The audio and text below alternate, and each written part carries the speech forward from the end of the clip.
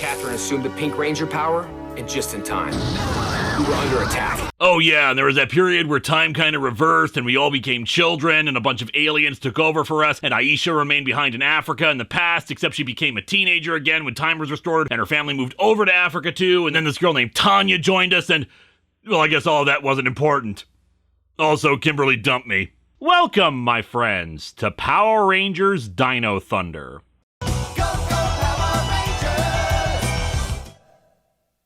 As I have to frequently remind people, what you are watching now is the second version of History of Power Rangers. I finished History of Power Rangers in 2015.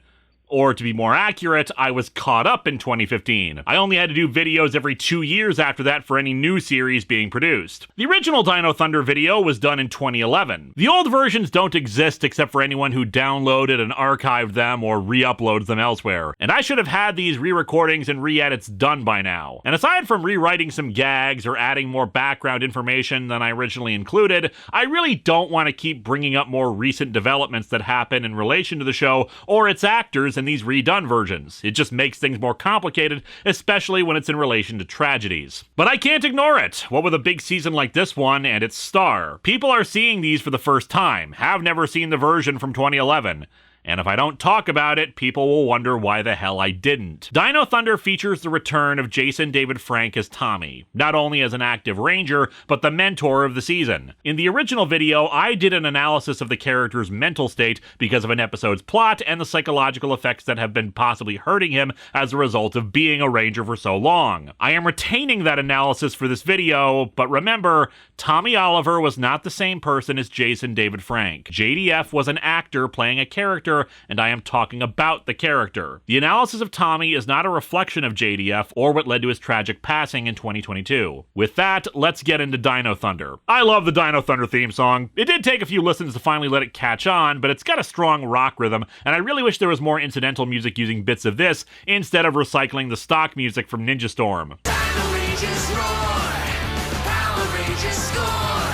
The season begins with the two-parter Day of the Dino. In a flashback, we see this mysterious martial arts expert escaping from an island as it explodes around him, chased by the Stingwingers as demonic cousins. Yes, it's Tommy, who jumps into the water to avoid the blue screen explosion. According to Jason David Frank, he returned to the series as a favor to Doug Sloan, who told him that the ratings were in decline. Several years later, we see him entering Reefside High School and become a science professor. I mean, you remember how in the old days he was totally into science, archaeology, and teaching, right? I mean, clearly this was the career path he was always meant for after we saw him on a racetrack in Turbo. We also meet Cassidy, a reporter for the school's TV show, and Devin, her bumbling cameraman. Tommy notices a kid in the class is missing, which would be Connor McKnight, who's practicing soccer instead of going to classes. When his goalie asks about them getting in trouble for this, our wise and future Red Ranger has this to say. She's a woman, and women are just grown-up girls. Need I say more? I think you've said quite enough, Mr. McKnight. Hey Connor, ever wondered what it feels like to have a soccer ball shoved up your ass? We also meet Ethan, the local nerd, or at least this show's interpretation of a nerd, and Kira, the local guitar player. Ethan hacks the school sprinkler system. This is why not everything needs an internet connection, kids. And Kira is berated by Principal Randall for not having a permit for her little jam session. Kira points out that people who play instruments have a higher chance of getting into college. Well, you're hardly college material now, are you, Miss Ford? It was her love of empowering youth that got her into this profession. The three are given a week's detention, and Tommy the task of watching the three as he goes to a museum outside of town. He sends them off on a wild goose chase while he investigates why the place is closed, discovering that the museum is now under the management of Anton Mercer Industries, something he says is impossible. The three fall into a giant sinkhole while a CGI T-Rex chases after Tommy. Don't you love how Power Rangers is a show that allows me to read a sentence like that without flinching? Tommy, being a badass, roundhouse kicks the dinosaur, but to no avail. You know, Tommy's gotta be having deja vu right now.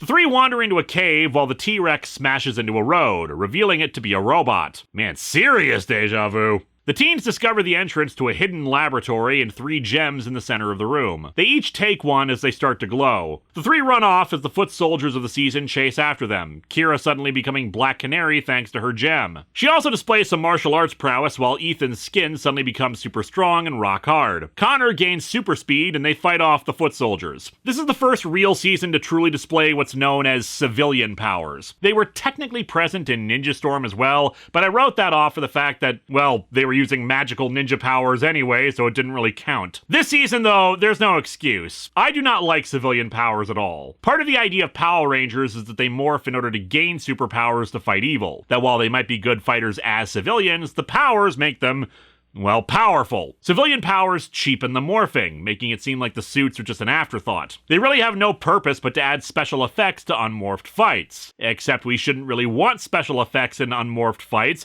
Those fights are supposed to show our heroes kicking ass with martial arts. The next day, Kira gives up her gem to the others, saying she doesn't want anything to do with this. Cassidy says that there's something odd about Tommy, especially after she called Angel Grove High and they wouldn't give her any information about him. It's like his private records are some big secret. Yeah, I kind of thought that was why they called them private records. She equally becomes suspicious when she sees the 3 teens talking to each other, since the 3 are from different cliques and have never taken a glance at each other before. Why do I get this weird feeling that Cassidy was supposed to be on the set of Mean Girls but got lost and ended up here? On Wednesdays, we're Pink Rangers. Anyway, Kira gets kidnapped by the foot soldiers, and the other 2 decide to head to Dr. Oliver's house. Ethan is able to find Tommy's address with his phone. Good job keeping that info private, Tommy. I know you grew up in the 90s, but still. The 2 enter his house, and Connor starts playing with his stuff. Dude, the guy's a teacher, not Batman. Well, Tommy's gone through 4 other costume changes, so why not Batman too? The 2 end up back in the lab. Tommy explains that the creatures that took Kira were called Tyrannodrones. And you know that because... I helped create them. Oh, class project? Our main villain makes his presence known to Kira, who seems to take the dinosaur man rather well. The villain, Mesagog, is apparently very stealthy since he keeps teleporting behind Kira, though maybe that's because the camera can't seem to stop spinning. We also meet his henchwoman. You kind of look familiar. My master calls me Elsa. Your master? Yeah, Mesagog's into some kinky stuff. Kira actually manages to fight off Elsa, though she seems more surprised by her ability to fight than anything else. A portal suddenly opens up and she escapes through it. Tommy explains that the Tyrannodrones weren't meant to be used the way they are, that a few years back he was researching ways of fusing dinosaur DNA and technology. Okay, Tommy, seriously, what purpose does that kind of research serve unless you plan to become a supervillain with an army of cyborg T-Rexes? Why?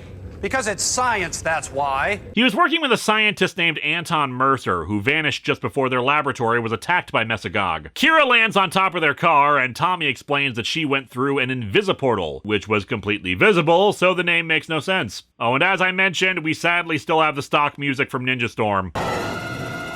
You sure about that? The 4 fight the monster and the Tyrannodrones. A little trivia note on Tommy's fighting during the season. Longtime fans of the show know that Tommy liked to say his little fighting, "Hiya!" and "See, hiya!" Well, apparently Disney didn't know that and passed on a memo to him asking him to stop swearing during the fight scenes. The forces retreat and Mesagog starts planning an assault on Reefside. Along with the Tyrannodrones is Mesagog's other general, Zeltrax. The citizens of Reefside will think that idiot Lothar has returned to town. I like Mesagog already. The next day, the city is engulfed in darkness as Mesagog releases bio-zords to attack the city. The teens go to Tommy and they all head to his lab, where he explains that he helped build them as well. Tommy further says that the 3 need to tame the bio-zords to stop them. He explains that ever since he found the Dino Gems, he's prepared morphers to harness their powers and use them to become Rangers. Aren't you supposed to fly or have superhuman strength and stuff like that?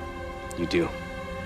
Oh yeah, I forgot. He also explains that the gems come from the asteroid that originally killed the dinosaurs. Oh goody, they gain their abilities from the power of extinction and genocide. Always a good feature for your heroes. He states that the gems chose them and have already bonded with them, but that Mesagog need only destroy them to steal the power of the gems for himself. The 3 take the morphers. They're still reluctant, and as you may have noticed, they've been bantering a lot in the episode, not really liking each other all that much because of their differing interests. However, Tommy gives them a pep talk. But you're gonna have to believe in yourselves. Because I believe in you.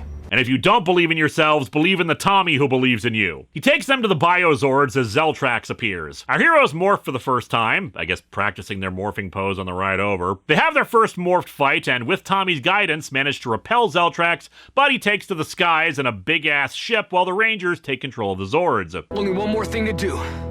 Bring them together.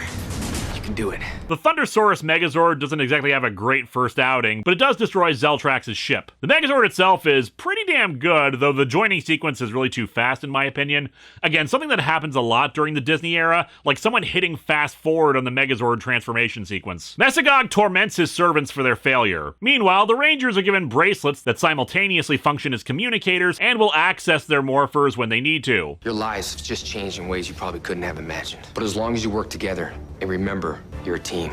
No one can defeat you. Day of the Dino is a pretty good start to the season, both for longtime fans and for new viewers. Tommy evolving into the role of mentor was a great idea given his popularity among old viewers, and any new viewers of the show would be intrigued by the mysteries about him. It does suffer some issues, pacing, acting, and off-kilter dialogue, but not to any excess. The fight scenes are pretty dang good, with some good fight banter here and there. The team is once again made of teenagers, and they actually feel like teenagers, save for being stuck in very stereotypical personalities. Then again, that's how the show began, and with Tommy back, one could say they're back to basics. Now, I know what many of you are wondering. Where the heck are Tommy's Zeo powers? He used them in Forever Red, so why doesn't he use them now? Especially since my Ranger teamwork philosophy bullcrap is no longer in effect when he's part of a team now. There are any number of explanations, but the most popular I've seen is that Tommy drained the power of his part of the Zeo crystal in order to help forge the Dino gems. I know others have brought up the whole, well, the Zeo powers are always getting stronger, so they might be too powerful thing, but if that were the case, why would he be able to assume the Zeo powers again in Forever Red? Otherwise, it's likely that Tommy's morpher is in storage somewhere, and he could still assume those powers at some point, but for the moment, there's no need, especially as we'll see in the next few episodes. Next, we're introduced to Haley, Tommy's confidant and assistant, who's also responsible for creating the Dinomorphers. Speaking of supporting cast, even Mesogog's generals seem to fare better here. Sure, they're toadies, but they are actually convincing as evil, despite random makeup lines and bizarro hairdos on Elsa. Basically, they seem competent, which is more than can be said for a lot of evil lackeys. For instance, Mesogog asking her for an explanation for something that happened. It would be a waste of your valuable time.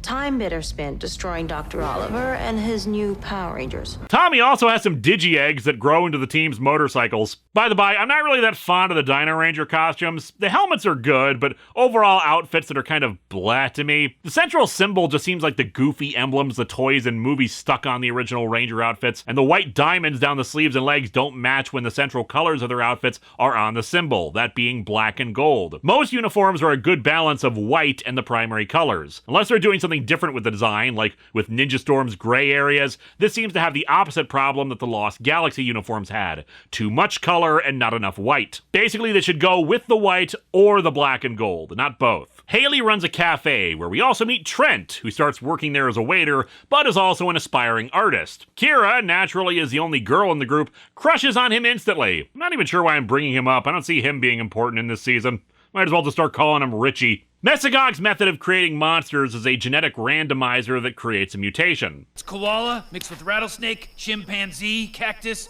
shark, golden retriever, and just a smidge of dinosaur. Following that, the monster is hydrated by Mesogog to grow. So basically, the monsters this season are those magic-growing sponge dinosaur capsules. At the end of the third episode, Tommy is kidnapped by the villain, leading into the 500th episode of Power Rangers. Naturally, for a series that has lasted that long, a massive achievement, especially for a kids show, they go all out, do everything they can to make this episode special and the most exciting 22 minutes of television ever made, and yeah, it's a clip show. Though with the awesome title of Legacy of Power. While Mesogog holds Tommy prisoner, Haley and the Rangers go through Tommy's video journal of Power Rangers history. His history of Power Rangers, if you will, as he's been chronicling the group for years. Since it's very abridged, there's a lot missing. For example, Tanya isn't mentioned at all, and after Lost Galaxy, he stops listing off all the individual members. Cole doesn't even actually get shown in civilian footage. Wild Force's segment is all of 3 sentences. Here's what I don't get. As I said, the post-production team in New Zealand wasn't in the best of shape,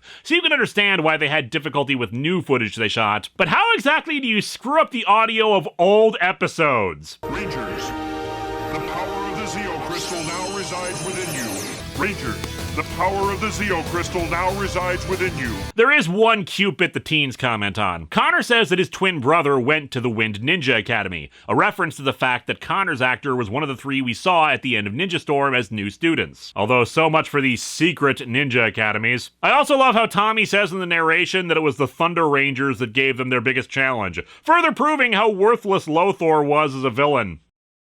We learn that Mesogog's goal is to return Earth to its prehistoric roots and restore dinosaurs as the supreme beings of Earth. Why can't you just want to rule the Earth like all the other sickos? The 3 utilize an invisiportal to get to Mesogog's fortress. They, of course, run into some trouble on the way, but following the Carter Grayson school of Ranger tactics, they mostly shoot their way through while pulling off a damn impressive action scene. The Rangers demorph for some reason and rescue Tommy, proceeding to morph again to pad out the episode. Tommy takes a crystal that Mesogog wanted him to unlock, tricking Zeltrax into breaking it out of its shell. Inside the crystal is a black dino gem, allowing him the power of invisibility. And thus... Aren't you a little old for this, Tommy? I may be old, but I can still pull it off. It's of course cool to see Tommy as a Ranger again, but I have to admit, I think it's too early in the season once again. It would be a lot better if this had happened a fourth of the way in like the 6th Ranger usually is. I know, limited by the Sentai footage, but I still have to comment on this from a story perspective. There isn't an established status quo for this series yet,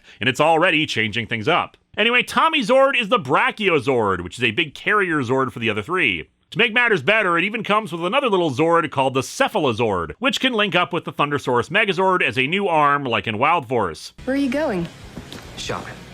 I checked my closet this morning, and there's a serious shortage of black in there. In the following episode, the elusive Anton Mercer finally makes an appearance, much to Tommy's shock. Anton is actually Trent's adoptive father, who took him in after his parents died in a cave-in. Tommy says that their experiments have taken on some weird directions, but Anton is strangely aloof about the whole thing. Anton tells Trent that Tommy is a part of his life that he's put behind him, and doesn't wish to talk anymore about it. Zeltrax, during his fight with Tommy, says that they have a score to settle, though Tommy doesn't know what he's talking about. Trent discovers an invisiportal in his home that causes him to worry that his father is involved in something not on the level. Meanwhile, the Rangers discover and tame a Dimetrozord, providing another arm attachment to the Megazord. However, the main advancement of the storyline comes in the 3-parter White Thunder. Anton isn't supportive of Trent's artwork, so he's been coming to Haley's before it opens to work on it. You did this? Yeah. This is really good. Not really. Don't get me wrong, it's okay, but Haley makes it sound like he's working on the flippin' Mona Lisa. Elsa, in the meanwhile, discovers a dino gem and takes it before Tommy can get to it. During a conversation between Trent and his father, the latter starts to get disoriented and sweaty. When Trent leaves, he enters an invisiportal, though Trent sees it and goes through as well, transported to Mesogog's fortress. While there, he finds the white dino gem, which attaches itself to him. He somehow gets out of the fortress and flees, the dino gem forcing him to morph. Elsa later reveals that this particular gem is pure evil. Pure evil? Pure evil. They send out a monster to find it, but when the Rangers go to confront said monster, the White Ranger destroys it and reveals himself to them. He walks through the Rangers with little to no effort, par for the course for evil Rangers by this point. Tommy eventually joins them, but they're all thoroughly defeated. Later, the White Ranger stumbles around and demorphs, with Trent apparently not remembering what happened. In part 2, the White Ranger has awoken again and is activating a dino egg to release his Zord. When this opens, there will only be one color left in the rainbow. Well, if you want to be technical about it, white isn't really a color in the rainbow. When Trent shows up to work, he's half dead and Haley orders him to go home after he collapses. The Rangers detect 2 dino gems, one of which is the White Rangers, and they go out to find them. Trent collapses in the street and becomes the White Ranger again, continuing his work on the egg. Connor and Kira try to fight him, but he once again kicks their asses. Meanwhile, Ethan and Tommy track down the other egg, which is already hatched into the Parasaur Zord. The Parasaur is another arm attachment that's essentially giant scissors. Tommy stays behind to go deal with the White Ranger, but Zeltrax intercepts him. After a fierce battle, Zeltrax retreats, but the delay allows the egg to hatch, unleashing the Dragozord. I was unaware that dragons were dinosaurs. Tommy unleashes a Stegosaurus Zord that he got in a filler to try to help them, but the White Ranger manages to take control of it, merging it with the Dragozord to form his own Megazord. The new Megazord launches a huge-ass spear at them, splitting it up. Before he can take control of any other Zords, though, Tommy reclaims control of the Stegozord. The White Ranger retreats and brutally demorphs. Otherwise, the 3 are demoralized, but Tommy says these are the kind of days they can potentially have, and tells them to get some R&R. The 3 want to keep fighting, but he makes it an order. Enjoy yourselves now, because this is only gonna get worse. At a soccer game, Connor spots Trent on a bench and offers to help him, but Trent refuses and walks off. Connor chases after him, but then is attacked by the White Ranger. After a tough battle, it seems like the White Ranger is victorious, but Connor suddenly stands tall and goes into his rather silly-looking Super Dino mode and blasts him back hard. Before the White Ranger can finish off Connor, though, Mesogog shows up to offer the White Ranger a chance to join him. The White Ranger refuses and goes off, stealing the Stegazord again, might as well call it the Yo-Yo Zord. Tommy returns to the warehouse where he ran into the White Ranger to recover some equipment, only to see it's been taken by their opponent. He finds Trent, who is forcibly morphed into the White Ranger, and fights Tommy. Before our hero can warn Haley of what he's found, the White Ranger encases him in some kind of amber. Following White Thunder, Trent starts to recover more of his memories of what's happening. He quits the cafe, but won't explain why. Elsa and Zeltrax are sent to take the White Ranger by force, but the two are easily brought down. The other Rangers show up, but the three are defeated once again as well. Are you noticing a pattern here? However, when the White Ranger gets a closer look at Kira, he can't fight her. He retreats for the moment. Kira goes to visit Trent, who reveals to her that he's the White Ranger. She goes to get the others, but Elsa has found him too, sending out the Tyrannodrones to capture him. Ethan and Connor don't think he can be trusted, while Mesogog recognizes him as Anton Mercer's son. He tries to get Trent to join him once again, but Trent morphs and escapes. He summons his Megazord, and the Rangers prepare to fight, though Connor tells Kira on no uncertain terms that they have to do whatever it takes to stop Trent. Haley also reveals a new Dinozord, the Ankylozord. As the new Zords are wont to do, it becomes a new arm, a combined drill and shield attachment. Later, Trent talks to Kira again, saying it's too late for anyone to help him, that the gem is taken over. He tosses aside his sketchbook and leaves, telling Kira he has to go to prevent himself from hurting anyone. Following that, there's a filler involving a meteor that unlocks recessive personality traits with whoever comes in contact with it. However, at the end, Haley manages to use the radiation from the meteor to free Tommy from the amber. However, once he's freed, they find that he can't demorph. Behind the scenes, this all occurred because JDF worked out a deal with the producers that allowed him to go home to the States and visit his family while shooting 10 episodes, only doing voiceover during them. After another attack by Trent, 2 more of the auxiliary Zords are captured by him. Connor and Ethan are against helping free Trent, but Tommy tells them that he was in a similar position to the kid once and they shouldn't give up on him. The White Dino Gem has assumed full control over him, meaning even when he's demorphed, it's the White Ranger that's talking. To throw another wrench into matters, at the beginning of Burning at Both Ends, Mesogog reverts into Anton Mercer, and in the next episode we learn that it's a Jekyll and Hyde relationship. Consequently, Trent's Dino Gem power is also to be invisible. While looking through old photos, including this little bit of nostalgia... Wow. Nice hair. Hey, it was in style back then. Kira and Tommy discover an old picture of him first joining up with Anton Mercer, where he also met a guy named Terrence Smith, or Smitty as Tommy calls him. Terrence was up for the same job as Tommy with Mercer Industries, but Tommy was the one who got it. Smitty went to work for another company, but was apparently killed in an accident. Naturally, it turns out Zeltrax is Smitty. I was on the verge of a breakthrough when it all went wrong. Our villainous backstory, a clumsy idiot. Anyway, Mesogog found him and reconstructed him using cybernetic components. A backstory that sounds much cooler and darker than it actually is. And I'm still not sure what exactly the revenge is that he wants, though. Just because he didn't get the job with Mercer's company? That part wasn't even brought up when he explained his backstory. And considering Mesogog is Anton Mercer, he technically got the long-term employment with him in the end. I don't know, maybe it's because he ended up like this, but he didn't really bring it up like that. Anyway, Zeltrax had made a deal with Trent that if Trent helped him get Tommy, he'd help take down Mesogog. However, Zeltrax is fiercely loyal to Mesogog and informed him of the plan immediately afterwards, allowing Mesogog to once again offer him the chance to join him properly. This time, Trent accepts, partially because it seems the White Ranger personality is merging with him, so there's a mixture of both present. Zeltrax also reveals that he's kinda got a thing for Elsa. There's an episode that I'm sure people want me to comment on, and that's Lost and Found in Translation. The 3 teens, while watching TV, discover a version of Power Rangers made in Japan! In actuality, it's a badly dubbed version of Aba Ranger, the Sentai Dino Thunder is based on, and not a very accurate one apparently, from what I've heard. I've never watched Aba Ranger. It was made as a humorous nod and wink to Sentai, with Connor blasting it because it's not American, and that he sees it as Japan, making fun of both their country and their efforts. But Kira and Ethan getting into the fun spirit of it. By the end, Connor is turned around on it and ends up loving it. It's weird to watch, to say the least, but it's a good lesson for purists from either side of Power Rangers versus Sentai. See, their show was different, but it was still cool.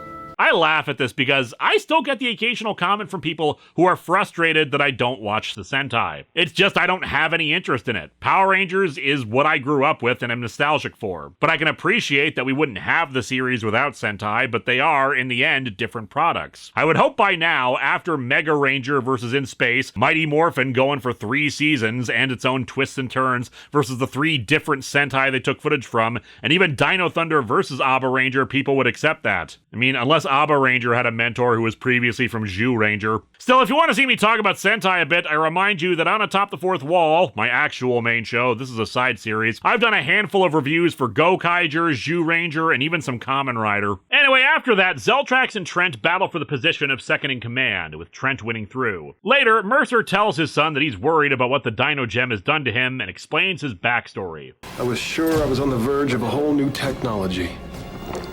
One that would serve the betterment of mankind. Which is why you decided to drink it? Through a series of events, Zeltrax frames Trent for the destruction of some of Mesogog's experiments. As a result, Mesogog ties down Trent and tries to kill him. However, Mercer's personality breaks through and redirects the beam meant to kill him. It bounces off everything and hits the Dino Gem, shattering the coding that created the other personality while keeping the power itself active. Yep, his father has freed him from the White Ranger personality.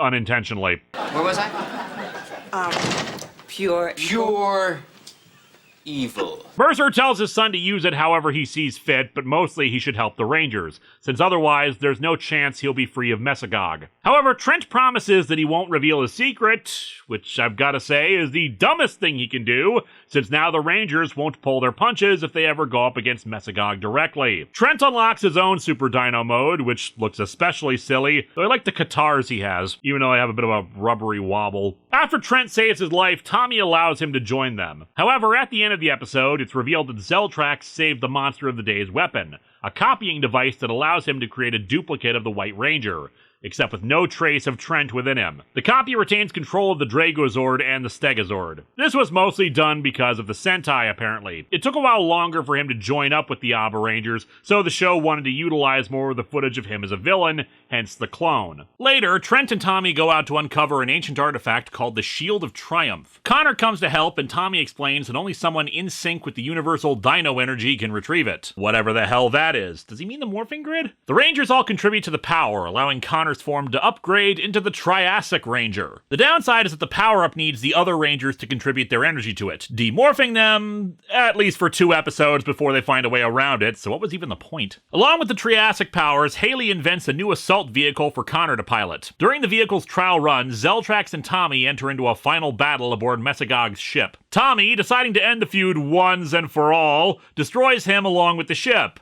A frankly anticlimactic end to the subplot. Hell, the episode where it happened was a Kira-focused episode. Anyway, the vehicle can also become the Mesodon Megazord, once again adding to the Rangers' arsenal. You may have also noticed that I haven't commented very much on Cassidy and Devon. At the time of the original video, some people liked to compare them to Bulk and Skull, but there really is no comparison. Bulk and Skull, when they began, were bullies and didn't care about school, and as a result, their antics made at least a little more sense. Cassidy is just a selfish idiot because she wants to be a reporter? Devon, on the other hand, while a little clumsy and absent-minded, is intelligent and skilled. He's practically Cassidy's slave because he has a crush on her, but even that will only go so far considering the lengths he goes for her. It should be noted that with a lot of these seasons, the Sentai was still going on at the same time as the Power Rangers version was being written. As such, the writers didn't know what they were going to be able to use with the Sentai footage or where the Sentai story was going. Jackie Marchand has confirmed that when the Abba Ranger equivalent of the Triassic Ranger was brought up, it was believed that he was actually a 6th Ranger for the team,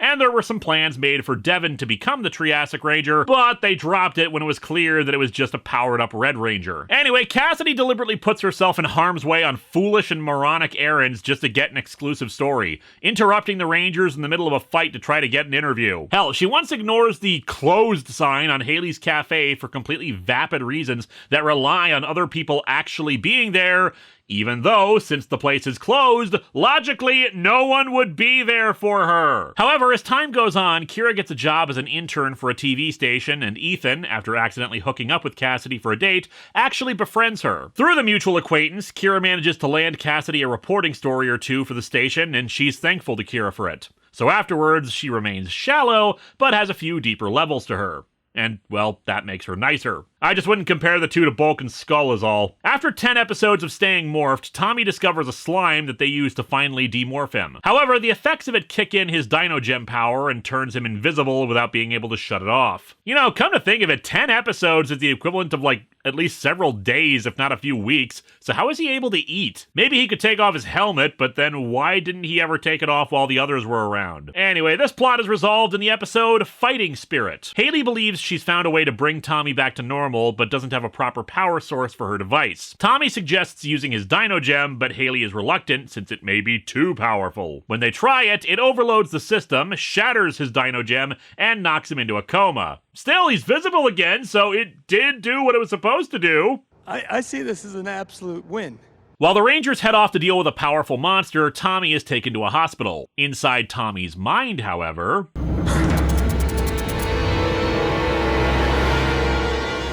Remember me?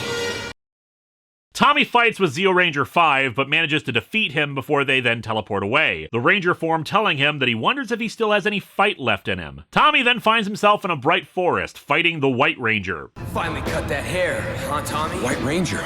Hair trends must march on, White Ranger. If Power Rangers had been made in the 80s, Tommy could have had a mullet. Tommy, of course, manages to fight him off, leading into an overgrown forest for the final confrontation. The appearance of the Dragon Dagger alerts him to the Green Ranger's arrival. Okay, I'm happy we finally got him a proper shield, but what the hell's going on with the helmet? You showed the Green Ranger back in Legacy of Power. Was there a big silver stripe along the top of the Green Ranger helmet? No! So then why did you add one? Geez, maybe Tommy's coma did some brain damage. Anyway, the Green Ranger defeats him, but Tommy promises to never give up. This is somehow all that was needed. The Green Ranger reveals that he passed the test. Zeo Ranger 5 coming in to say that he's been fighting for his life. And you've proven your will to live is stronger than any Ranger power. Was it ever in doubt that Tommy didn't want to die? Well, we'll get to that when we analyze the character for this season. Anyway, his gem is restored and Tommy shows up and helps the other Rangers, even unlocking his Super Dino mode. In the next episode, Zeltrax inexplicably returns and... well, I think he's gotten over his crush for Elsa. Connor, having a crush on some girl of the week, activates his Balizer when Zeltrax kidnaps her. It just kind of comes out of nowhere and wait, the Balizer gives him Mr. Fantastic arms? The hell? The Balizer's ridiculousness this time, aside from the stretch arms, comes in goofy, huge shoulder pads, which are always flapping around whenever Connor moves. Anyway, using the Balizer, Connor defeats Zeltrax, but the villain survives the encounter. Whatever happened to him, though, has changed his attitude about Mesagog. Tell your master he will never again treat me as his slave. He made me, but he will never destroy me.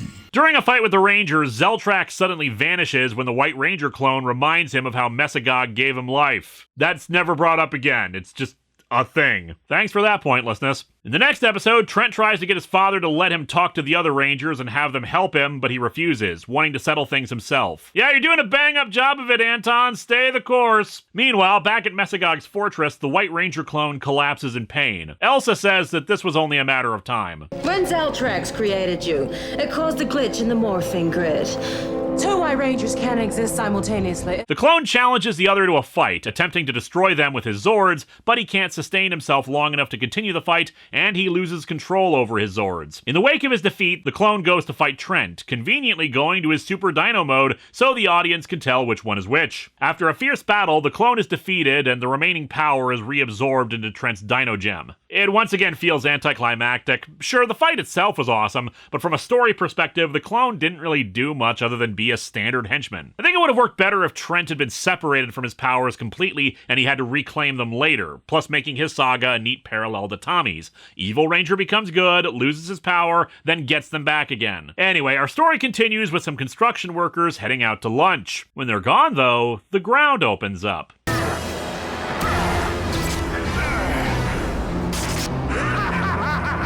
Kira spots Blake at the cafe, thinking she's seen him somewhere before. She goes up to ask him about it, but he only figures it's because of his work as a motocross rider. He invites her to a show, and we cut to the Wind Academy. Corey, Shane, and Dustin are training some students and obviously doing a lot better than they used to back in their time. The three have come full circle from where they started, showing them use their skills that they didn't do too well with originally. They even tell their students the same thing the sensei had told them about how they need to consider how committed they are to their ninja training. They receive a message from the sensei telling them to meet them at the highest point in the city at sunset and to tell no one what they're doing. For some reason, the three arrive in what is clearly the afternoon and not sunset. The sensei tells them that Lothor has come back. They're naturally worried since they've lost their powers, but fortunately the sensei says that Cam has been working on 3 new wind morphers, which he then gives to them. However, when they activate them... Let's do it!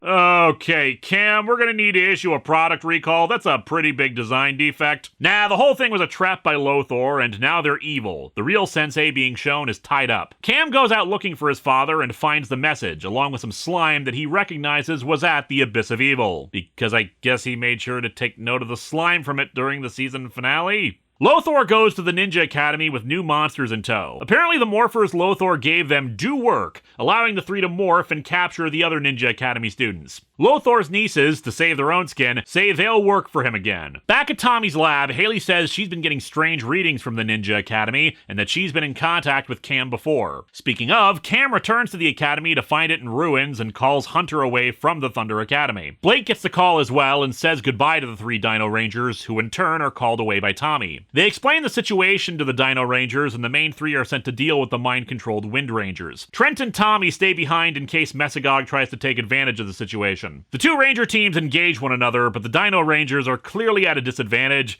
which kind of makes sense. Nothing against the Dino Rangers themselves, because I do honestly like them, but the Ninja Academy students have had years of training and experience behind them, and the Dino Rangers have said before that they're not as into doing even basic training. Cam and the Thunder Rangers spot the fight as the Dino Rangers are forced to retreat. Meanwhile, Mesagog himself watches the fight and recognizes the Kelzacs. Lothor, he's a fool. Yes, but one that could prove most useful. Elsa is sent to speak with Lothor, ending part 1. Cam leads the Thunder Rangers to the Abyss of Evil so they can retrieve their own powers from it. Lothor meets with Mesagog, who offers him an alliance to deal with the Dino Rangers. In the Abyss, the 3 find Zergain guarding the Samurai Amulet. At the cafe, the Ninja Rangers suddenly show up and attack the 3. They convince the ninjas that they're not going to risk damaging the standing sets of the show. I mean, that they'll meet somewhere of their choosing to fight without any backup from either side. Shane asks why they'd agree to that. It's called honor. I thought you ninjas knew all about that. Well, they're evil now, so why would they care about honor? The 2 teams show up to the fight, and the Dino Rangers use their enhanced abilities to fend off the ninja abilities. Gotta say, the fights are pretty dang impressive, even if I'm not fond of the civilian powers. It feels very much like a superhero brawl, and actually a little more impressive than what you would sometimes see in movies that aren't nearly as fast-paced. Cam and the Thunder Rangers show up, and Kira suddenly remembers that she saw Blake in the video record as a Power Ranger. However, the 3 say they've come to help the ninjas, that Lothor has shown them the error of their ways. Cam then gives them new power discs for their morphers. Of course, it was a trick, and it frees them from Lothor's control. The Dino Rangers bring them all back to the lab and explain what happened. With 11 Rangers on hand, they show up at the quarry to meet Lothor and Mesagog's forces head-on. And of course, everyone morphs. Hilariously, this shows off how there are like half a dozen different morphing calls that all have to be said quickly to fit in the runtime. Battlefoot! Power up! Blade Ranger! Battle Power! Ranger Storm! Ranger Form! Thunderstorm!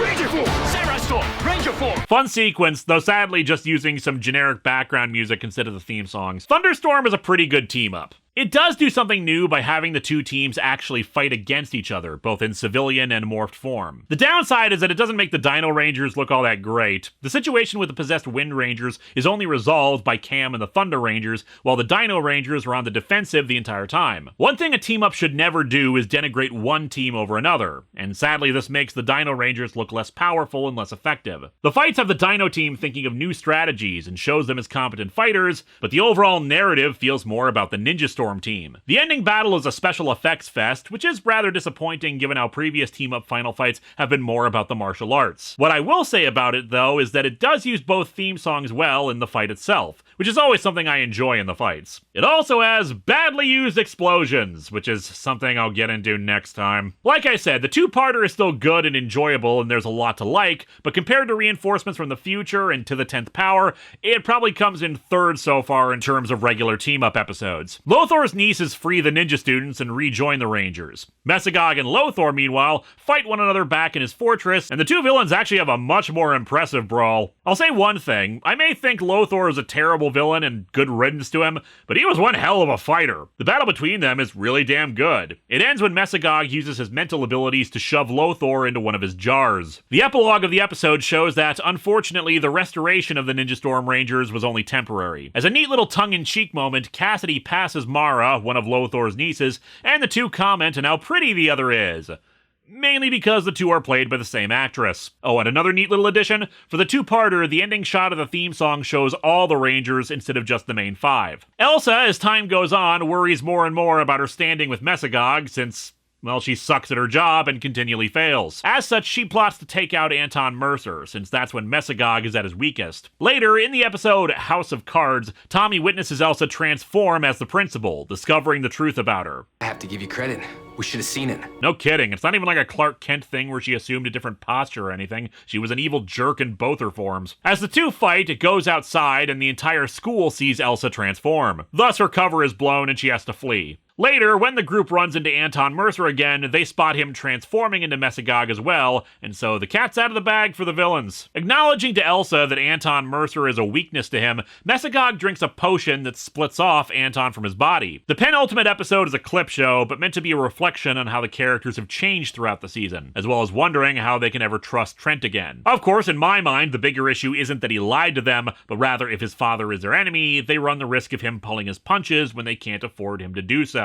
The season comes to a close in the two-parter Thunderstruck. Mesogog has finished work on a transfiguration ray that will transform humans into mutant dinosaurs. He needs the power of the Dino Gems to finish it, though in the meantime, he decides to strap Elsa in and drains the power that he granted her. Trent, using his camouflage powers, observes this and learns of the separation. While the Rangers prepare for the school prom, Tommy and Haley work on a truck that they can use to breach Mesogog's fortress, especially armed with the knowledge Trent provided them with. Trent explains what happened to Elsa and talks about his plan. He'll deliver the Dino Gems to Mesogog, then open a portal for them to come charging through. They decide they have no other choice since Mesogog will find a way to turn his device on either way. Elsa's memories return, but she's no longer under the villain's control. Mesogog takes the gems and knocks Trent out, but he manages to wake up long enough to activate the portal, which just happens to be a big red button marked Portal Control. I guess Mesogog likes his system to be idiot-proof. Or perhaps this is a Batman thing, as suggested at the start of the series, and Mesogog is like the Adam West Batman, labeling everything.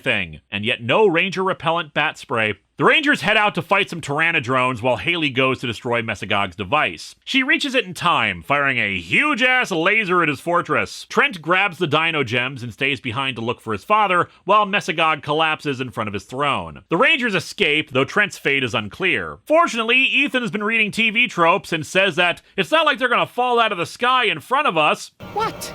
Last time I did that, it worked. See? However, Zeltrax enters their lab and starts blasting everything, taking Elsa with him to end part 1. The Rangers return to the lab to find it in ruins. They check the black box and discover what Zeltrax did. Mercer blames himself for what happened, but Tommy tells him to quit whining. But if there were no Mesogog... We can't go back and change what's happened. Mesogog is gone. We should be thankful for that. Zeltrax constructs a new Zord, and holy crap, he just blew up a mountain! Anyway, he keeps Elsa inside of the Zord as a human shield. Tommy and Kira infiltrating the thing, while the others directly engage it in their own Megazords. The Megazord's drill attack provides a convenient getaway for the Rangers, allowing Elsa to escape. Tommy and Kira destroy Zeltrax, for realsies this time, and the rest of the Zords arrive. They're forced to follow the TJ maneuver of setting their Zords on self-destruct and sacrificing them to destroy Zeltrax's. However, to really bum the Rangers out after losing the Zords, Mesogog shows up, explaining that he was able to absorb enough of the Dino Gem's energy to complete his transformation. Witness the face of your final battle. Honey, you got real ugly. Elsa spots Cassidy and Devon recording the team as they morph and face off against the mutated Mesagog. The five charge in on Super Dino mode, but sadly their slow motion and silly rubber additions aren't enough to stop him. Even Connor's Balizer fails to impede him and he starts replicating. The only way they can find to stop him is by uniting the power of their Dino Gems and unleashing them on the four Mesagogs. They succeed, but the Dino Gems are completely drained. Cassidy and Devon reveal themselves and hand over the tape to them, since Cassidy realizes that ruining their lives to make her own better would be wrong. And thus, prom time. Connor goes with the one-shot girl, and Ethan goes with a girl he met in line for a movie. Trent tells Tommy that he's planning on going to an art school in the fall. Mercer and Elsa look like they're gonna get together. Tommy's gonna stick around. I was thinking of staying here teaching, living a quiet life. You know, invent some kind of master morpher or something. I got nostalgic for all my old suits when I saw them again. I just want to say we've had an interesting year. We've been through a lot. More than any school should have to go through. But we made it. Hey, remember when I kicked a robot dinosaur? That was weird. Kira performs on the stage with a brief montage of clips to send us off and end the season.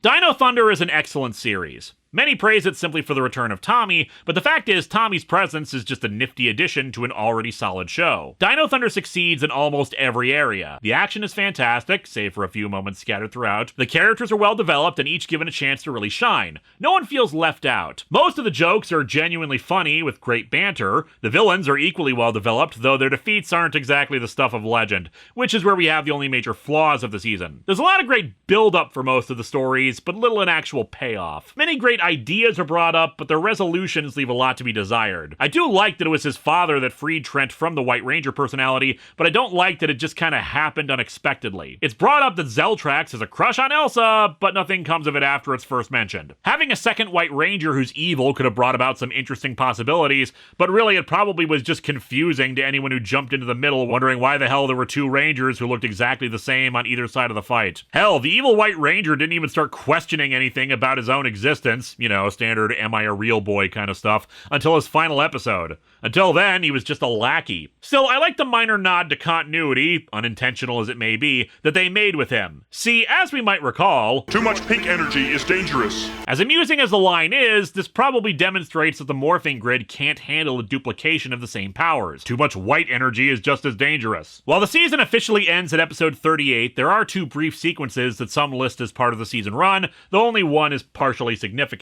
The second is just Tommy practicing martial arts and giving a very brief abridged story of his life as a ranger. The other was an extra on the Dino Thunder DVDs and takes place right after the events of the main series. Ethan is trying to make an archival history of the Dino Rangers' time, but keeps running into technical issues. With Kira's help, they uncover a large stone beneath the cafe's floor, which people have said is a physical representation of the morphing grid itself. It shows the two images of the future, really just a preview of the next season. Yeah, it's not anything actually important, but it's neat to see the two again in events taking place after the series. Mesagog is a great villain. Menacing, dark, and the animatronics for his jaw were really well done. He still had a take over the world mentality, but his reasoning was different than others who wanted to conquer simply for the sake of conquering. He believed in the superiority of dinosaur DNA, which probably makes him the first villain motivated by bigotry. Yeah, okay, maybe Rancic, but as we discussed in the Time Force video, the mutant thing was only the catalyst, when really he wanted overall power and destruction. Zeltrax's motivations are a little less clear. Again, when he explains who he is, he never even mentions Tommy getting the job over him at Mercer's company, so what does he want revenge against Tommy for? After he first dies, the shift in his loyalty is weird too, especially since he went to all the trouble of framing Trent and all. Elsa's also a pretty good henchwoman. At times, her acting isn't all that great, but otherwise, she often comes off as imposing, and she was a competent fighter in her own right too. She's just a great lackey, and it was nice to have her turn good at the end. The Pteranodrones were visually very imposing, but lacked anything particularly charming about them. They just kind of growled, and their features were so dark that often you couldn't make out where individual ones were in a crowd. There was a second squad of foot soldiers who appeared briefly, the Triptoids, but they were hardly ever mentioned or used and just kind of looked goofy sometimes. But hey, it let them use more Sentai footage. Haley was the alpha of the season, and she did nothing. No, really, she was just there for technical support. I don't recall her ever having even a focus episode. She was just there. We don't even know how she met Tommy or learned he was a ranger or anything like that. Connor is an idiot through and through. Upon seeing their motorcycles... Which one's mine? Huh? I'm kidding. You so weren't kidding. While early on he was motivated by rather selfish intentions, even wanting to give up his ranger powers early on so he could focus on his soccer career, his tune changed. Hell, in White Thunder Part 3, he expresses more concern for Trent and abandons his soccer game to try to help him. Sure, by the end of the series he was still an idiot, but he was more compassionate. Trent is a tortured character. He's being pulled in multiple directions at any given time in the series, by his adoptive father, by the White Ranger, by Mesagog, etc. He admits at one point that he only knows how to draw superheroes, which might explain his demeanor and his desires. In the episode Truth and Consequences, he says he always kind of hoped he'd become a superhero, which in the end is what a Power Ranger is. However, in his mind, he's probably approaching from a stereotypical point of view, thinking them to be perfect and never needing help in matters. It's why he keeps running away from the Rangers initially. He feels he should be able to overcome the darkness inside of him on his own. However, as he keeps getting pushed into the role of a villain, he eventually is overcome by his inability to ask for help. His slower development and introduction was very well done, and he could have easily just been a B cast member without any real development like in the early days of Power Rangers, but instead, as we got to know him, we started to care about him. Ethan is purportedly a video gaming geek and techie. I say purportedly because he falls into the same trap a lot of TV shows and movies are forced to do. Whenever he mentions a video game or some geeky science fiction thing, it's of course something completely made up for the show. Now, I understand the potential legal ramifications of mentioning copyrighted material. Sometimes studios care, sometimes they don't, but it's a really annoying habit to see. It doesn't make him sound like a geek, it makes him sound like a moron who's trying to pretend to be a geek. And it's even weirder when they did mention Batman in the first episode. Though what I do like about him is that he's not a completely stereotypical geek. In the episode Bully for Ethan, a soccer player starts picking on him. Now, the stereotypical kind of show would have Ethan always trying to act nice or be a coward compared to the bully, but instead this takes a bit more realistic tone with it. Ethan fights back in every confrontation. Sure, not physically, but he's verbally arguing with the guy. He's not gonna take any of this crap, and in the real world, someone who is tough enough to fight back will. Sure, in the end, he convinces the bully not to fight and makes friends with him, but he does it a lot more believably and, well, in a more original fashion. I really like it. Kira is a harder nut to crack. Like Connor, she was initially dismissive of the Ranger stuff, and I can't really pin down what it was that motivated her to be a Ranger, other than it was just the right thing to do. Her character arc seemed to be mostly about her music and learning to follow her own individual instincts and personality, and not become all about her image, emphasized in one episode where she has the chance for a larger music career, but only if she's forced to look like one of Lady Gaga's rejected outfits. But there really wasn't anything beyond that for her. It's very interesting watching Tommy from his early days and then seeing him where he is in Dino Thunder the way I have. Particularly the episode Game On demonstrates an evolution of his character. The teens complain to him about doing training, something he and his Rangers did all the time back in those days. He's mentoring teenagers who aren't like he was as a kid. They don't care about big charity causes and clubs. They don't really like school, and they're not interested in martial arts. The Mighty Morphin teens were, quite frankly, very idealized goody-goods. These teens feel more real, for the most part, in that they have character flaws. You can just see the dumbfounded look on his face as he tries to comprehend the kids these days. Fighting Spirit, and by extension where he was permanently morphed or was invisible, may show a darker side to Tommy's character. He's been fighting the forces of evil for a very long time as a Ranger, longer than any other person we've seen. I was confused by why in Fighting Spirit it was all a test about his willingness to go on. Fighting for so long, especially in a struggle that never seems to have an outcome, could have a psychological impact on anybody, and Tommy more so because of who it is he's fighting this time. People you know and care about are trying to kill you. Have you noticed? When he became stuck in his morph form, it could be interpreted that that's how he saw himself all the time. As a Ranger. He wasn't Tommy Oliver. He became the powers. It was all he was anymore. When Haley brought him out of the morphed form, he was invisible. Once again, the power was all he was, so whoever Tommy Oliver was didn't have any actual image to him. When Haley once again freed him, the powers were shattered and he retreated into his own mind, having to face all the previous powers that led him to who he was. He had to overcome his identity crisis of being the powers. Is he the Green Ranger, the White Ranger, the Red Ranger, the Black Ranger? He's none. He's Tommy Oliver first, and being Tommy Oliver had to be what he lived for. Yeah, it's just my own nonsense interpretation, but it's what I got out of the whole thing. Do you know who you are? We're the Power Rangers. Is not who you are much more than the Power Rangers, Tommy? Dino Dino Thunder is just a fun ride from start to finish, especially if you are a Mighty Morphin Power Rangers fan. Mind you, it's not just about Tommy. It's about a group of teenagers dealing with larger-than-life situations and growing as people while they fight the forces of evil. Its flaws are outweighed by the excellent parts of it, and I definitely give it a recommendation. Next season, we enter what is referred to by fans as the Kalish era, where opinions about the season start to become either mixed or just downright loathed. But we'll talk about that when we call out for Power Rangers SPD.